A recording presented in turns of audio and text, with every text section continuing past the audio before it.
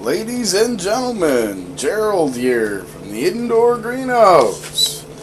Wanted to do a small update. Now, I know I did one on I think it was Saturday. That was more of the growth of vegetables, but I've done some changing of things around, so to speak.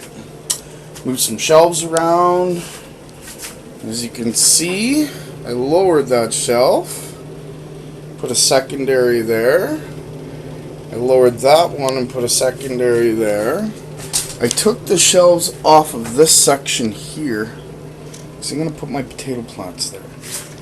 And what I'm going to do over here, as you can see, I got the 3 bean plants. Well, I have a steel rack that's going to act as a trellis that'll go right to the roof, and I'll have those vines climb up there.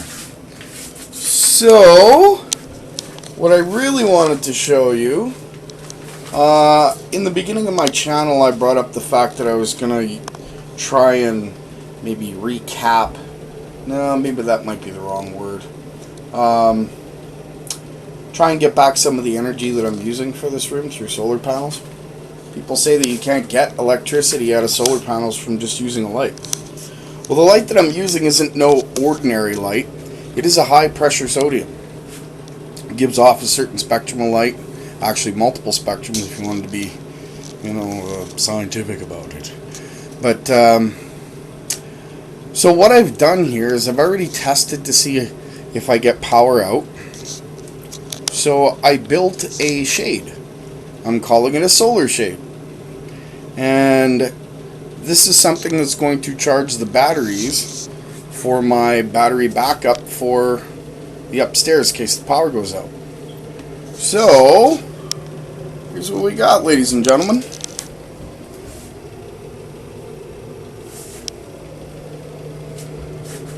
I know my lighting sucks, but as you can see, the 1000-watt high-pressure sodium is attached up there, and what I've got, let's see if I can do this. I put 2 computer fans, one on either side of the light for cooling, because the angle of the solar panels along with those computer fans will suck the hot air right out of there. And as you can see, these solar panels are small.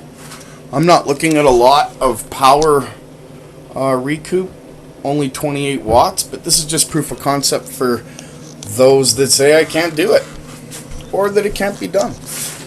And it's not like a slap in the face. That's not what I'm trying to do here.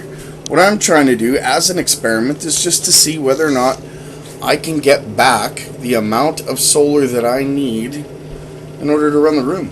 Now these panels, of course, they're small. Like I said, proof of concept. And let's face it, I'm not about pretty, ladies and gentlemen. I'm function over form.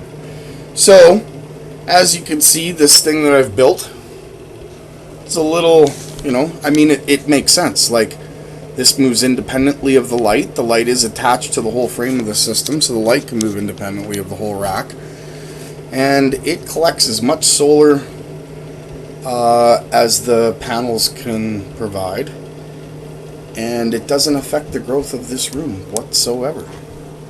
So, ladies and gentlemen, in the near future, I'll do tests. I'll put it on video as to what I'm going to get back voltage. And when I'm charging, I already know that I'm getting back 2.3 amps out of these small 4 panels here. And it's not much, but it can charge a small gel-sealed battery. I have 4 attached to my 1200 watt power inverter in case of power outage. It won't run this light, but it definitely runs the lights upstairs and the internet, the TV, as I said before. But this is me, ladies and gentlemen. Stay tuned for the new experiments in the indoor greenhouse. Just kidding. Have a good one. Oh, and by the way, stay tuned.